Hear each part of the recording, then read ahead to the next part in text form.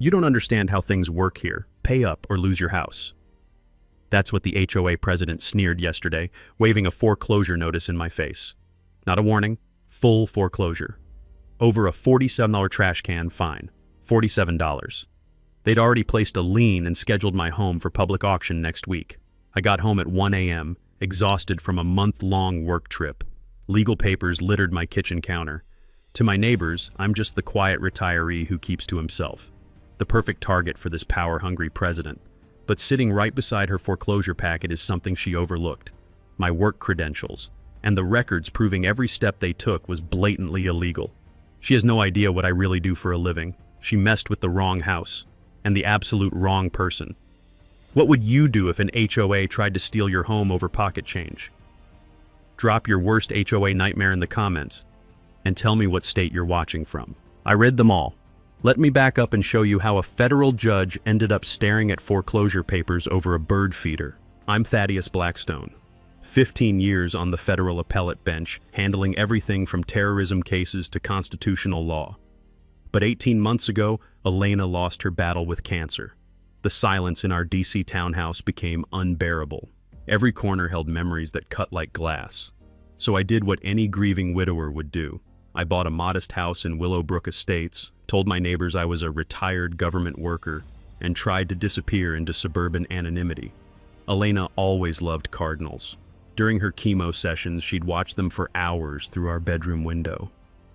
"Their wings remind me that beauty survives everything," she'd whisper. So the first thing I did in my new home was hang her favorite bird feeder in the backyard.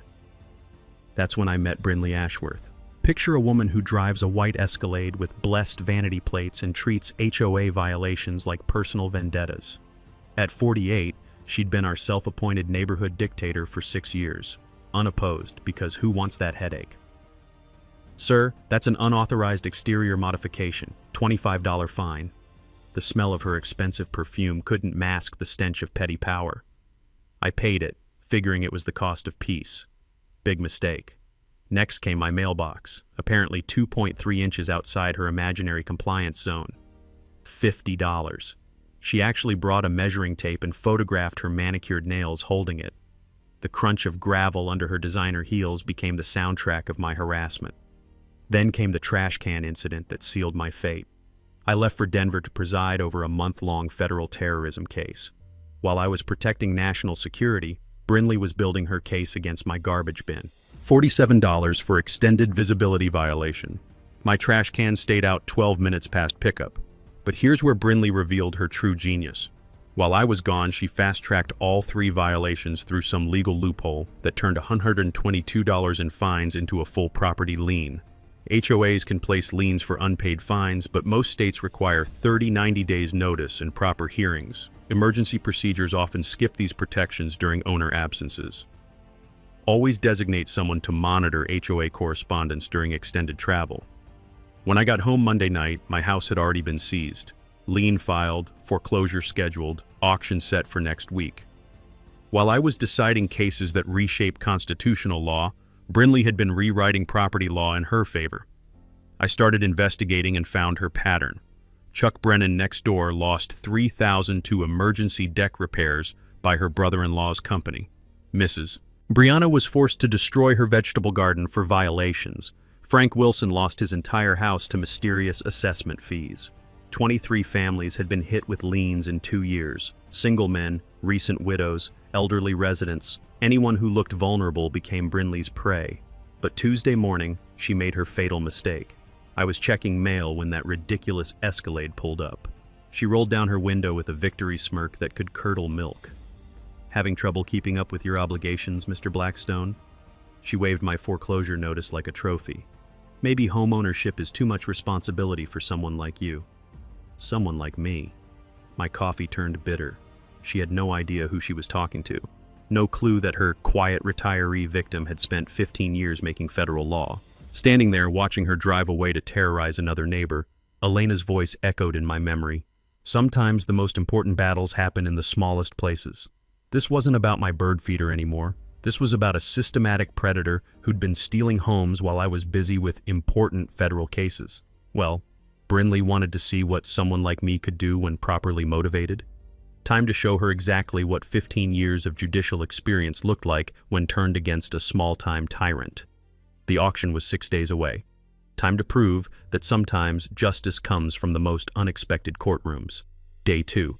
Time to find out exactly how deep this rabbit hole went. I woke up at 5 a.m. with the taste of yesterday's anger still bitter in my mouth. The smell of fresh coffee couldn't wash it away.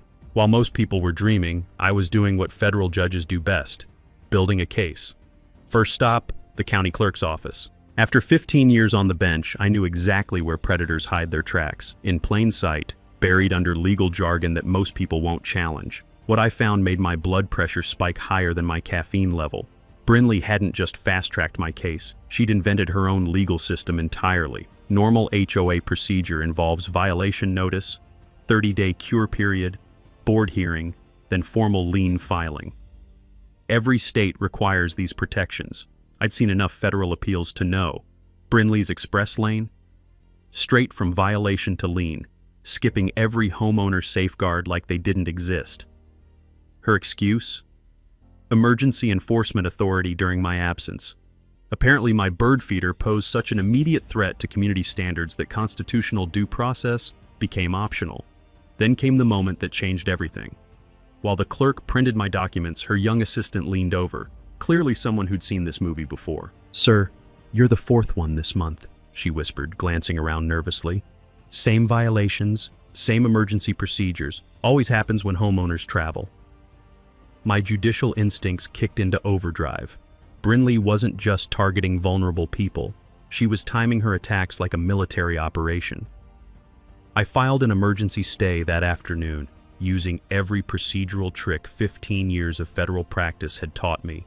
Constitutional due process violations, discriminatory enforcement patterns, procedural irregularities buried in citations that would make Supreme Court clerks weep. Not identifying myself as a federal judge, just a very well-informed citizen exercising his rights. But filing paperwork was just foreplay. Time for real investigation. That evening, I walked through Willowbrook Estates as golden sunset painted the neighborhood. Beauty couldn't hide the ugly truth emerging with each block. Foreclosed properties with overgrown lawns, for sale signs gathering dust, elderly neighbors who'd suddenly stopped making eye contact. Chuck Brennan was watering his flowers when I approached. 60-something retired plumber with hands that spoke of honest work and calloused integrity. "Heard you got the Brinley special," he said without looking up. Water hitting petunias filled the silence. "How'd you know?" "Same look we all had, like someone gut-punched you with a legal document." He turned off his hose, finally meeting my eyes. "Want to know how deep this really goes?" Chuck's story made my prosecutor instincts scream. 3 years ago, Brinley cited his deck for structural non-compliance, demanding immediate repairs by her brother-in-law's company. $3,000 for work any handyman could have done for $500. "Here's the beautiful part," Chuck continued, voice dripping sarcasm. "Those violation photos, taken from inside my backyard." She trespassed to build her case. I remembered reading about similar cases during my federal tenure. HOA board members thinking authority meant unlimited access. Most states require 24-hour written notice for property inspections, and unauthorized entry to gather evidence violates both trespass laws and due process. Any case built on illegal evidence should crumble faster than Brinley's credibility. How many others? More than you'd think. Mrs. Brianna lost her vegetable garden to manufactured violations. Frank Wilson, they hit him for $5,000 in special assessments right after his wife died. Henderson family down the block got forced to repaint their house 3 times because colors were suddenly non-compliant. The pattern crystallized with terrifying clarity. This wasn't HOA abuse. It was organized financial predation dressed in legal costume. Brinley had created a family business model. Her brother-in-law grabbed repair contracts. Her real estate friend handled distressed sales. Her attorney fast-tracked liens with suspicious efficiency. But the smoking gun was hiding in the timing. Every emergency enforcement happened during homeowner absences. Business trips, family emergencies, medical procedures. She'd been stalking calendars and striking when victims couldn't defend themselves. That night, I spread documents across my dining room table like evidence in a federal case. The paper trail told a story any prosecutor would love. Systematic targeting, procedural violations, financial conflicts of interest. The irony was perfect.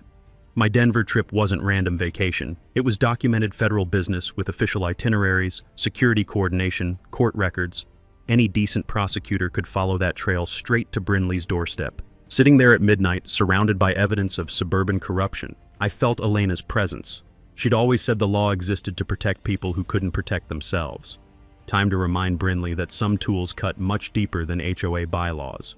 Tomorrow, I'd start building a coalition. In a neighborhood full of victims, finding angry allies shouldn't prove difficult. But tonight, staring at Brinley's handiwork spread across my table, one thing became crystal clear.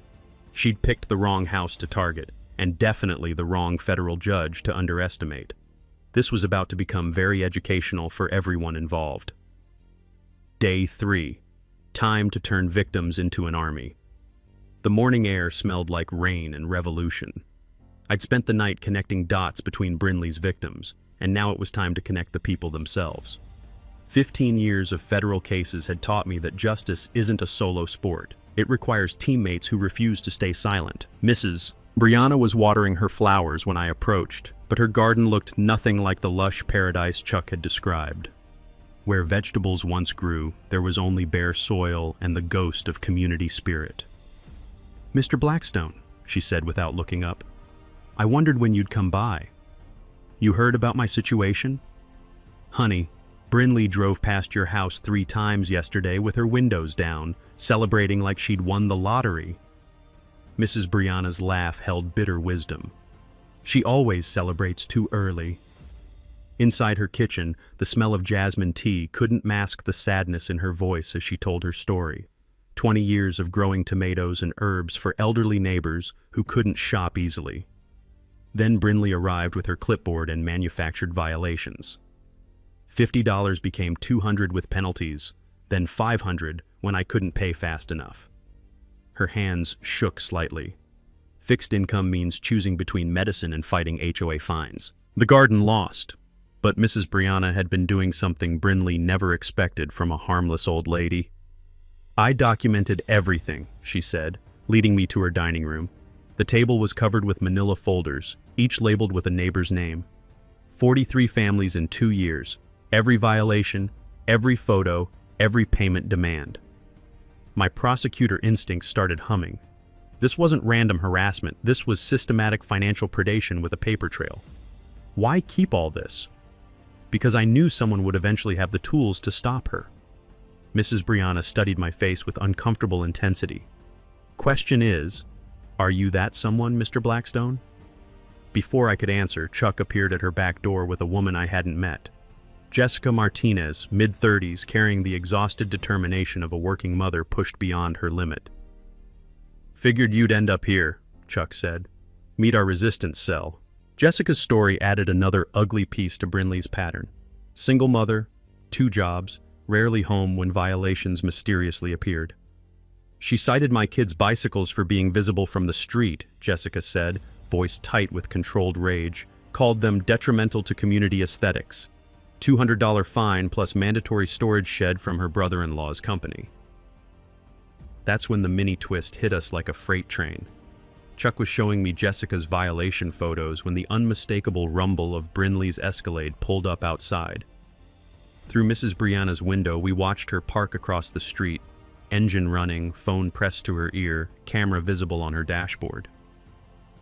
"She's been doing surveillance runs since yesterday," Jessica whispered. "Following anyone who visits you, building files." My blood went cold. This wasn't just financial abuse. This was psychological warfare designed to isolate victims and prevent organized resistance. But Brinley had just made a tactical error that would have gotten her laughed out of federal court. "She's creating evidence of intimidation and retaliation," I said, judicial training kicking into high gear. "Every photo she takes of us meeting becomes prosecutable harassment." My counter-move came straight from federal investigation playbooks. Turn her surveillance into our advantage. "Mrs. Brianna, do you have a back entrance?" "Good. Chuck, call 5 neighbors from different directions. Tell them to arrive separately over the next hour. Borrowing tools, checking on Mrs. Brianna, whatever looks natural." While Chuck made calls, I explained the strategy. Instead of hiding our coalition, We'd force Brinley to work overtime documenting it, while we documented her documenting us. Over 2 hours, our accidental gathering grew. Frank Wilson, who lost his house to mystery assessments. The Henderson family, victims of the paint scheme scam. Maria Santos, hit with pool violations that defied physics. Each person brought documentation that would make any prosecutor weep with joy. Then Jessica dropped the nuclear option. I've been recording her surveillance drives and posting them on neighborhood Facebook with timestamps, she said quietly. Turns out she's been stalking families for months before violations appear. Frank leaned forward, weathered hands trembling with more than age. She served violation papers 6 days after my wife's funeral, said my grief was affecting property maintenance standards. The room went silent. Even after 15 years of federal courtrooms, that level of calculated cruelty made my chest tighten with rage. Time to show Brinley what organized neighbors can accomplish, I said, looking at 8 faces that had transformed from isolated victims into a determined coalition. Mrs. Brianna smiled for the first time since I'd met her. Mr. Blackstone, I don't know what you really did in government, but you certainly understand how to wage proper war. If only she knew. Tomorrow would bring revelations that would make Brinley regret every predatory choice she'd made. But tonight, watching our neighbors plan coordinated resistance while her Escalade sat outside taking photos, I felt something I hadn't experienced since Elena died. Purpose, and the sweet anticipation of justice about to be served. Day 4. Time to show Brinley what happens when you poke a sleeping federal judge. I woke to her Escalade idling outside my house at 6:30 a.m., exhaust fumes mixing with the morning mist. Through my window, I watched her photograph my front door, probably documenting that my newspaper was still visible past some imaginary deadline. What she couldn't photograph was the federal criminal complaint I'd been drafting since 3 a.m. The smell of Chuck's bacon drifted across our driveways as I stepped outside to retrieve my paper. Brinley rolled down her window with that predatory grin that belonged in a federal booking photo. Early morning, Mr. Blackstone. Hope you're not planning any more neighborhood disruptions. Just exercising my constitutional rights, I replied, making sure she caught the emphasis. Beautiful day for documentation, don't you think? Her camera hand trembled slightly. Smart enough to sense danger, too arrogant to retreat. By 9 a.m., our coalition was operating like a federal task force. Jessica's group chat buzzed with real-time updates. Mrs. Brianna coordinated evidence collection with surgical precision. Frank reached out to victims in neighboring developments. Then Chuck brought news that made my prosecutor instincts sing. My nephew at City Planning just called, he said, practically vibrating with excitement. Brinley's HOA hasn't filed required financial disclosures in 3 years. State law voids all enforcement during non-compliance periods, including foreclosures. But Brinley's next move proved she was more vicious than I'd calculated. Around noon, my phone exploded with panicked texts from Jessica. "She's at my job, talking to my supervisor." I called immediately.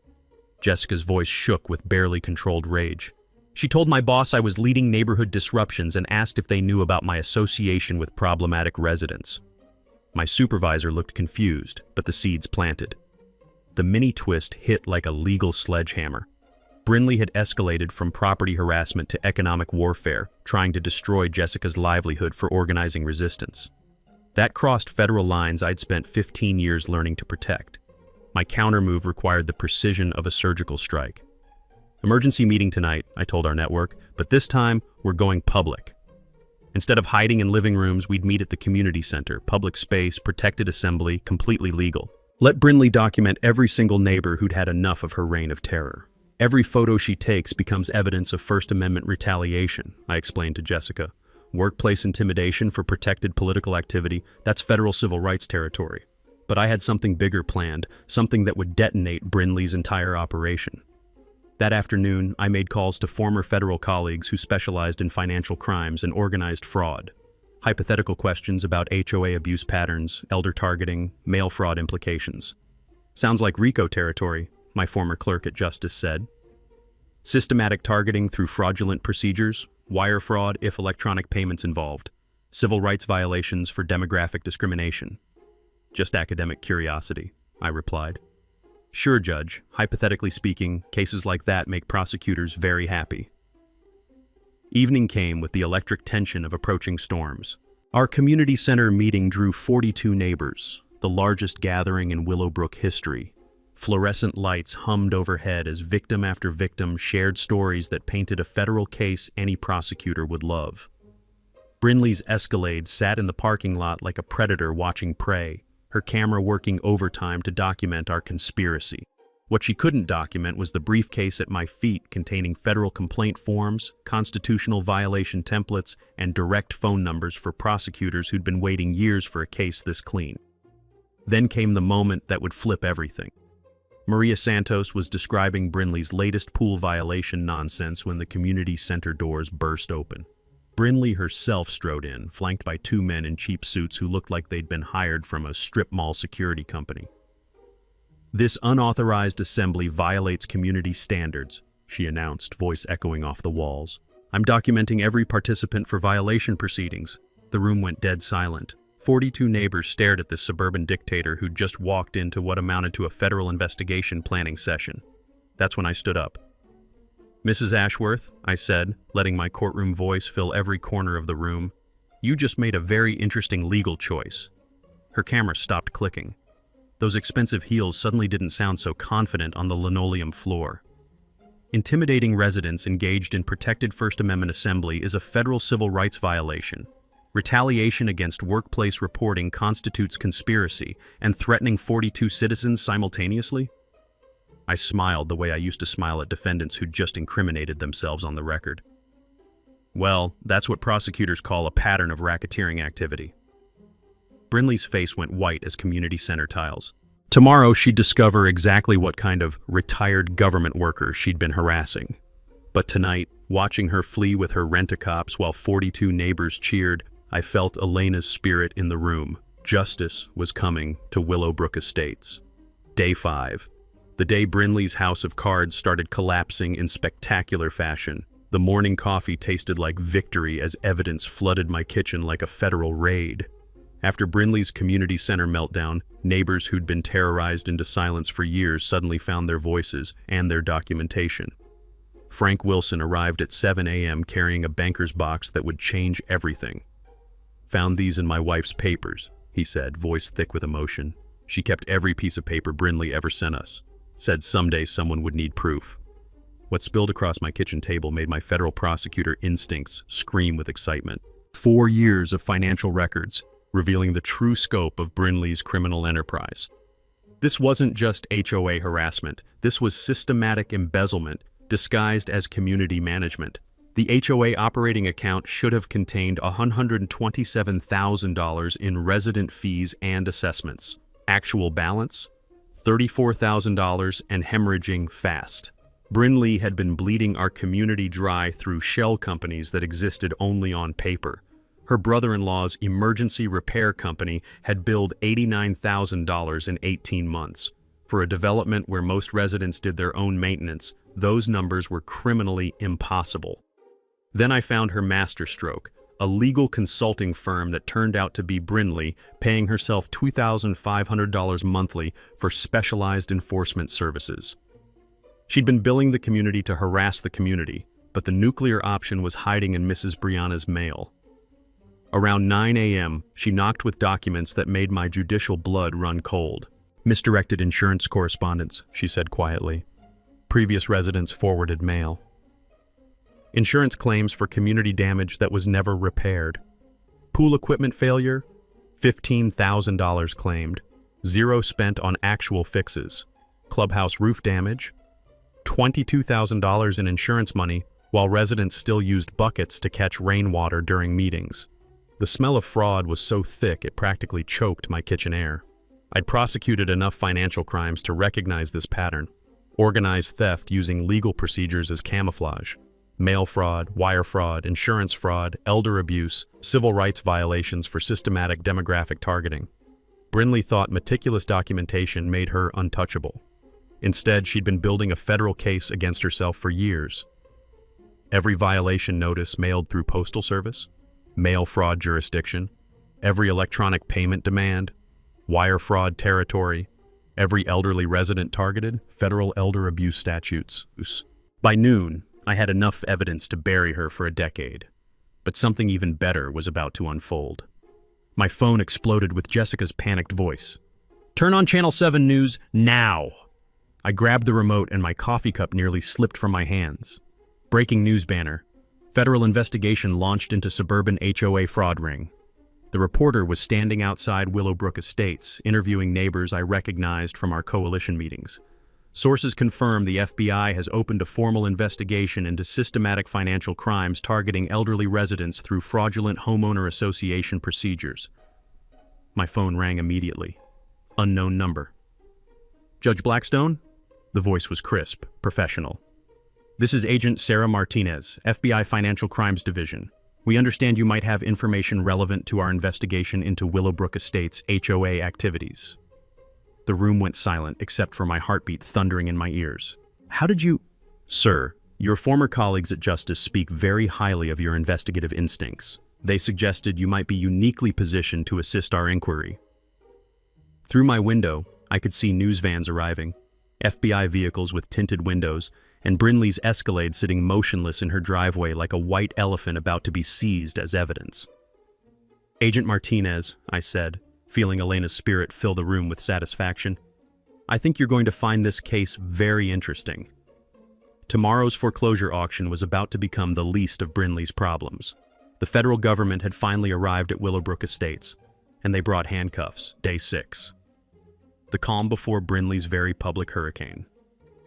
My living room looked like a federal war room at 6 a.m. Agent Martinez sat surrounded by evidence boxes while her team set up surveillance equipment that would make NASA jealous.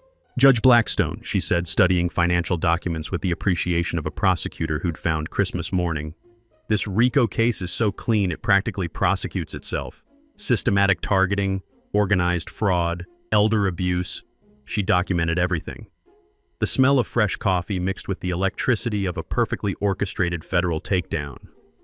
But I had something more satisfying than standard prosecution in mind. Agent Martinez, what's your arrest timeline? We could take her this morning. Wire fraud alone means 20 years federal time. I propose something better. Tomorrow's auction happens at 2 p.m., community center, full media coverage. Brinley plans to personally oversee what she thinks will be my public humiliation. Agent Martinez's eyes lit up with prosecutorial poetry. Public arrest in front of all her victims? Every HOA tyrant in America needs to see what happens when you systematically abuse vulnerable people. I pulled out my phone, showing her the media coordination Jessica had arranged. Channel 7 is broadcasting live, 3 newspapers sending photographers, social media campaigns already viral. The next hours moved like a precision federal operation. State investigators prepared civil asset forfeiture to freeze HOA accounts and recover $127,000 in stolen funds. The Attorney General coordinated with federal prosecutors for maximum charges. But watching our neighborhood transform from isolated victims into an organized community demanding justice, that was the real victory. Chuck arrived with a pickup loaded with folding chairs, the metallic clanking echoing through the morning air. Mrs. Brianna's making cookies for media folks. Says reporters work better when properly fed. Jessica had become our unofficial press coordinator, scheduling victim interviews while maintaining operational security. Channel 7 wants live coverage. They're calling it Federal Justice Comes to Suburbia. Then Frank Wilson brought news that made my judicial heart sing. My daughter's Chicago Tribune picked up the story. They're sending photographers tomorrow. Editor says if this goes viral, it could spark nationwide HOA reform legislation. The domino effect was beautiful. One federal investigation becoming a movement that could protect vulnerable homeowners nationwide. But around 3 p.m., Brinley made her final desperate move. A process server appeared with emergency court papers that made Agent Martinez burst into laughter. Brinley was seeking an injunction to stop the auction, claiming intimidation by organized criminal elements. She was accusing us of exactly what she'd been doing for years. She just filed provably false statements about an ongoing FBI investigation, Agent Martinez said, practically grinning. That's additional perjury and obstruction charges. Even better, she'd filed in state court while referencing federal crimes and investigations.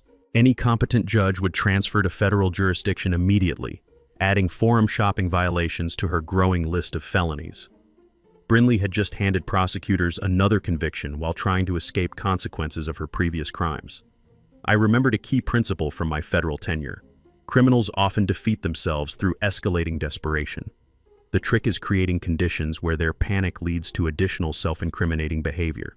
Evening brought our community center buzzing with more energy than it had seen in years. Neighbors arranged cameras, coordinated seating, prepared victim testimony for media interviews. Mrs. Brianna organized a potluck dinner that filled the air with home-cooked aromas and something more valuable, the sound of neighbors laughing together, sharing stories, preparing to witness justice served communally. "Mr. Blackstone," she said quietly while we stacked chairs, "I suspect tomorrow we'll all learn exactly what kind of government work you really did." Agent Martinez approached with final coordination details. Federal marshals positioned around the building, state investigators handling asset seizure. Media has designated coverage areas for optimal documentation. And our target? Completely oblivious. Surveillance shows she's still preparing auction paperwork, coordinating with auctioneers, planning what she thinks will be your public humiliation. Perfect operational security. The best federal takedowns succeed through superior preparation combined with complete tactical surprise. I spent evening on my back porch, watching Elena's bird feeder where cardinals flitted between branches, red wings catching sunset light. The same feeder that started this battle would witness its conclusion. "Tomorrow, sweetheart," I said to the cooling air, 43 families get justice. And every petty tyrant in America learns that some government retirees never stop protecting people. Agent Martinez's voice carried from inside where she coordinated final details with her team. All units in position by 1 p.m., media briefing at 1:30, target acquisition at auction commencement. The foreclosure auction was 18 hours away, but instead of losing my house, Brinley was about to lose her freedom, her stolen assets, and her ability to terrorize any more vulnerable neighbors. Sometimes the most satisfying retirement activities involve teaching criminals that federal justice follows you everywhere, even to suburban community centers. Day 6 evening. The night Brinley Ashworth lost her mind completely. Her Escalade came screaming down our street at 9 p.m. like a white missile, gravel exploding behind her tires. The screech of brakes outside my house sounded like a wounded animal, which wasn't far from the truth. Agent Martinez, coordinating final arrest details from my kitchen, moved to the window with predatory interest. "Subjects under investigation often self-destruct in the final phase," she observed. "She's about to gift us additional charges." Through the glass, I watched Brinley sit motionless for 10 minutes, phone pressed to her ear, gesturing wildly at shadows only she could see. Even 50 yards away, the desperation radiating from her vehicle was almost tangible. Then she exploded out of the Escalade and started pounding on my door like she was trying to beat it down. "Blackstone, open up! We're ending this tonight!" Agent Martinez grinned the way federal agents grin when suspects volunteer evidence. "Mind if we record this?" "Please do." I opened the door to find Brinley transformed into something from a suburban nightmare. Perfect blonde hair matted with sweat, expensive makeup streaked down her cheeks, designer outfit wrinkled like she'd been wrestling with demons. "You think you're so clever," she hissed, voice cracking with hysteria. "Organizing resistance, filing complaints, bringing in federal agents to destroy legitimate community management." The smell of desperation mixed with her usual perfume created something nauseating. "Mrs. Ashworth, I know what you are," she screamed, stabbing her finger at my chest. "My private investigator found everything. Federal judge, right? Thought you could hide in suburbia and destroy me with your government connections." My blood went cold. Agent Martinez stepped into view behind me, hand instinctively moving toward her weapon. That's when the mini twist hit like a tactical nuclear strike. Brinley pulled out her phone, waving it like a weapon. "I've got photos of every federal agent who visited this house, license plates, faces, everything. My husband's congressional contacts are already investigating this abuse of federal power." And she'd been surveilling FBI agents conducting a federal investigation. That wasn't just obstruction, that was potential terrorism-related surveillance of law enforcement. Agent Martinez's professional demeanor evaporated instantly. "Ma'am, you're admitting to surveillance of federal agents during an active investigation?" "I'm protecting my community from government overreach," Brinley shrieked. "You people think you can destroy years of proper management because some deadbeat judge wants to avoid paying legitimate fines." The confession was beautiful in its completeness. Admission of surveillance, confirmation of knowing my identity, acknowledgement of the federal investigation, and threats against law enforcement, all recorded on FBI equipment. but she wasn't finished destroying herself. Those financial records you stole are protected HOA business. The insurance claims were completely legitimate. Every single violation was justified under community standards. Agent Martinez's pen moved across her notebook like she was transcribing a confession. Ma'am, are you referring to specific evidence currently under federal seal? I'm referring to my constitutional right to manage my community without federal interference. Then came the moment that would echo through her federal trial. Brinley grabbed my arm with surprising strength, her manicured nails digging into my skin. You want to know what happens to government agents who interfere with local business? My husband knows senators. We have congressional protection. You picked the wrong community to destroy. Physical assault on a federal judge during an FBI investigation while threatening law enforcement with political retaliation. Agent Martinez was practically taking dictation for the prosecution. Ma'am, please step back and keep your hands visible. Make me! That's when Chuck Brennan appeared from behind Brinley's Escalade with a baseball bat, looking like an angry suburban vigilante. Problem here, folks? He asked calmly. Heard screaming from 3 blocks away. Brinley spun around, eyes wild. You're part of this conspiracy. All of you organized against legitimate authority. Lady, the only thing we organized against was you stealing our houses. More neighbors emerged from shadows like suburban cavalry. Mrs. Brianna with her phone recording everything. Jessica with her teenage sons flanking her. Frank Wilson carrying something that looked suspiciously like pepper spray. Get away from me! Brinley screamed, backing toward her vehicle. I'll have you all arrested for harassment. Ma'am, Agent Martinez said with deadly calm, you're currently under federal surveillance. These residents are witnesses to your behavior. Brinley's face contorted with rage that had moved far beyond rational thought. Fine. Tomorrow's auction happens no matter what. I'll foreclose on every single one of you. She fled to her Escalade, tires smoking as she disappeared into the night like a suburban demon returning to hell. Agent Martinez closed her notebook with satisfaction. Assault on a federal judge, threats against law enforcement, surveillance of FBI agents, obstruction of justice, and conspiracy theories involving congressional corruption. Chuck lowered his bat. Think she's finally lost it completely? Completely, I confirmed, watching her taillights disappear.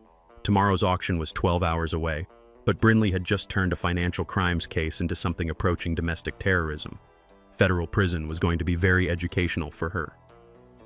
Day 7. Auction day arrived with the electric tension of an approaching storm. I woke at 5 a.m. to the sound of vehicles assembling outside like a federal convoy. FBI surveillance units, state investigator cars, news vans, with satellite dishes reaching toward the dawn sky. The smell of diesel exhaust mixed with morning coffee from Agent Martinez's command post in my garage. Target's been active all night, Martinez reported, studying surveillance photos on her tablet. She attempted to access Community Center at 2 a.m., tried to break into the HOA office at 3, and made 17 phone calls to numbers we're still tracing. Through my window, Willowbrook Estates looked like a neighborhood under siege. News crews setting up equipment, federal agents coordinating positions, neighbors gathering in small groups with the nervous energy of people about to witness history. But the morning's first shock came from an unexpected source. Chuck knocked on my door at 7 a.m. with news that made my judicial blood run cold. She's not alone, he said grimly. 3 black SUVs arrived at her house an hour ago. Men in suits who looked like they know how to break things professionally. Agent Martinez immediately got on her radio. Command, we have unknown subjects at target residence, requesting background checks on all vehicles. The response crackled back within minutes. Private security firm. Registered to shell company with ties to political consulting group. No criminal records, but several civil litigation histories. Brinley had hired muscle, professional intimidation specialists who operated in the gray area between legal pressure and outright threats. She's escalating to physical intimidation, Martinez observed. Desperate subjects often hire protection when they know arrest is imminent. But the mini twist came when Mrs. Brianna called with intelligence that changed everything. They're not just here for protection, she reported, voice shaking slightly. I saw them unloading equipment from those vehicles. Cameras, recording devices, something that looked like electronic surveillance gear. Brinley wasn't just planning to intimidate, she was planning to document and weaponize today's events. probably hoping to catch federal agents in compromising positions, record victim statements for later retaliation, or create propaganda about government overreach.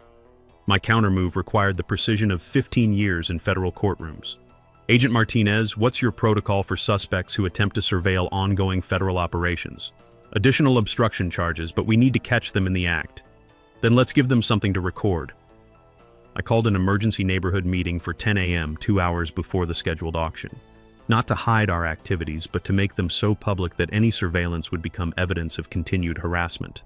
The community center filled with 73 neighbors, more than had ever gathered for any HOA meeting. The fluorescent lights hummed overhead while victim after victim shared stories for the news cameras, creating a permanent record of Brinley's systematic abuse.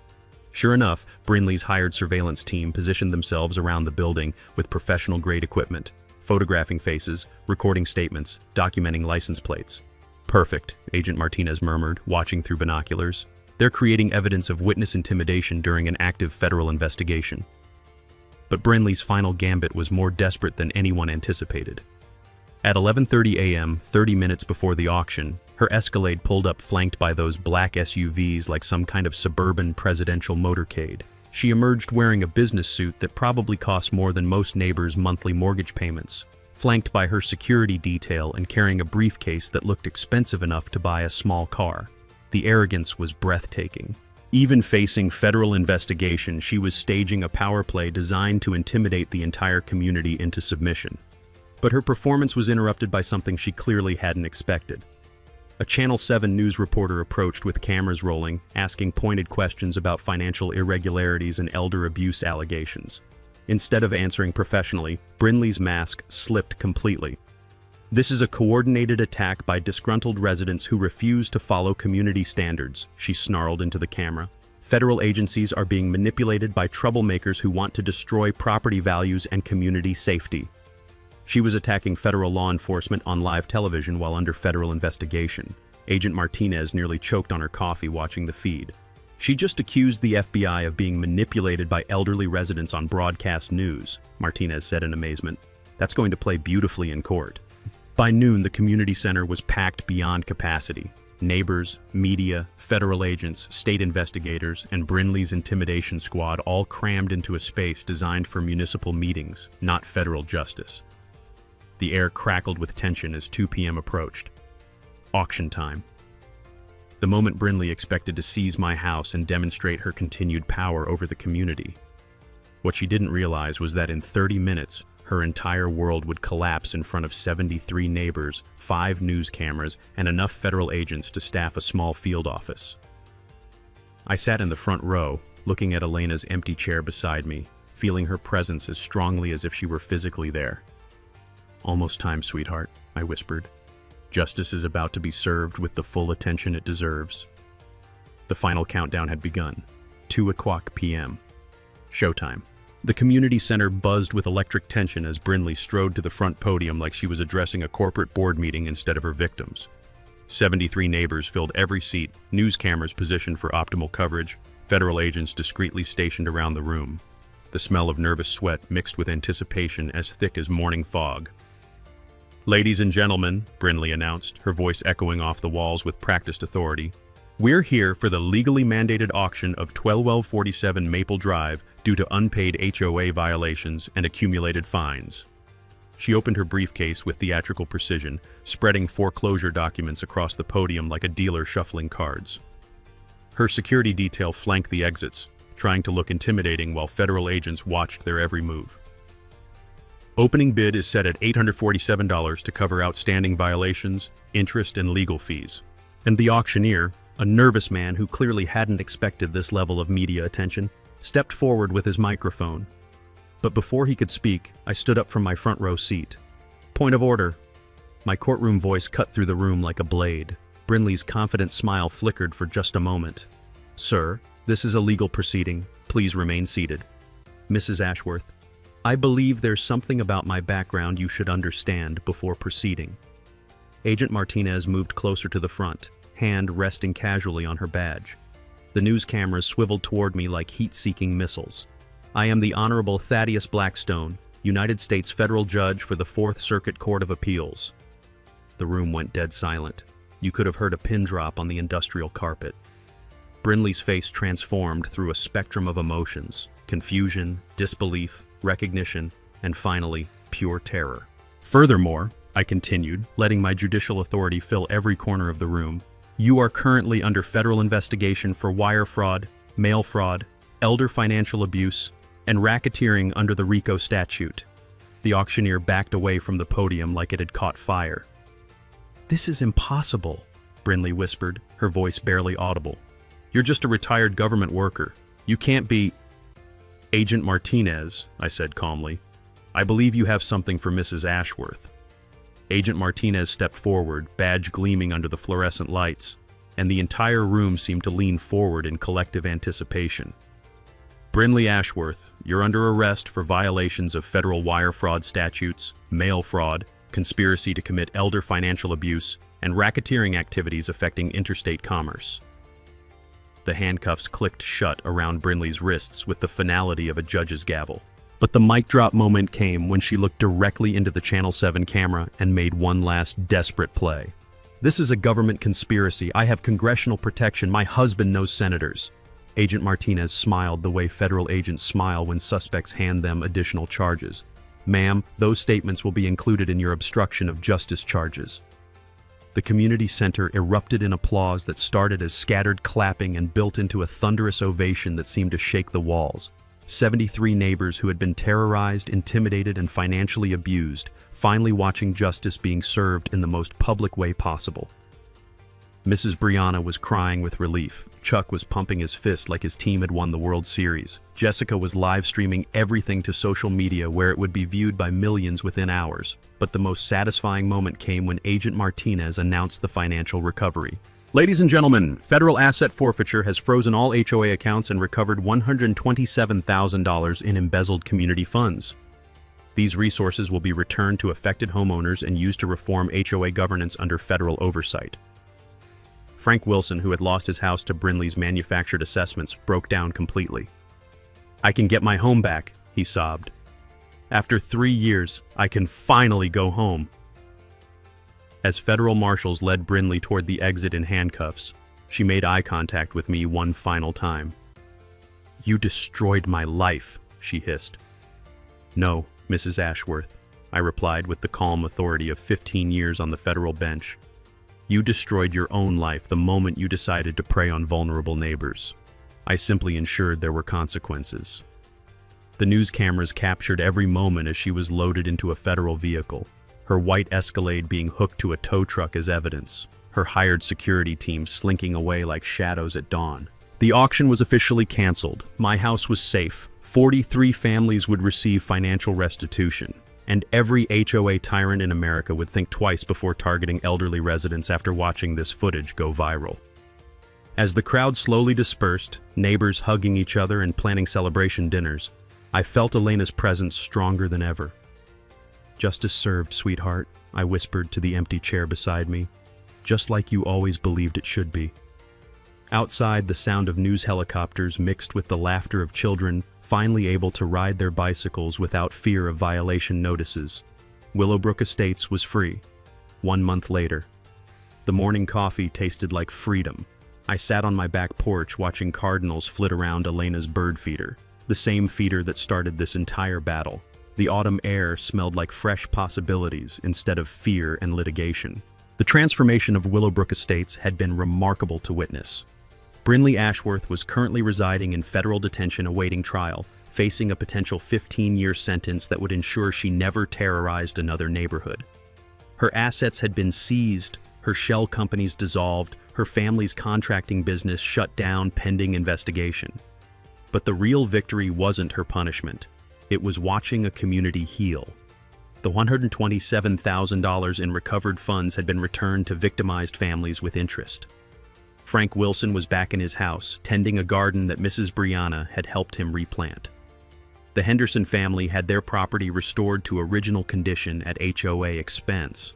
Jessica's kids rode their bicycles freely without fear of manufactured violations. Chuck knocked on my back door with his usual morning greeting and a steaming cup of coffee. "Morning, Your Honor," he said with a grin that had become routine. The neighborhood had collectively decided that my judicial title wasn't going back into hiding. Any word on the federal legislation? Jessica says the Homeowner Protection Act passed committee yesterday, should reach full Senate vote next month. The ripple effects had exceeded every expectation. Frank's daughter's news story had sparked nationwide investigations into HOA abuse patterns. Congressional hearings were exposing systematic elder targeting across multiple states. Federal prosecutors were building cases against similar operations from coast to coast. But the most satisfying change was local and personal. We'd established the Willowbrook Community Fund using recovered assets, providing scholarships for residents' children and emergency assistance for elderly neighbors. Mrs. Brianna managed it with the efficiency of someone who'd been waiting years to channel her organizational skills toward helping instead of surviving. The annual Democracy Day Festival was scheduled for next weekend, a community celebration of civic engagement and accountability. Local news would cover it as a model for neighborhoods nationwide.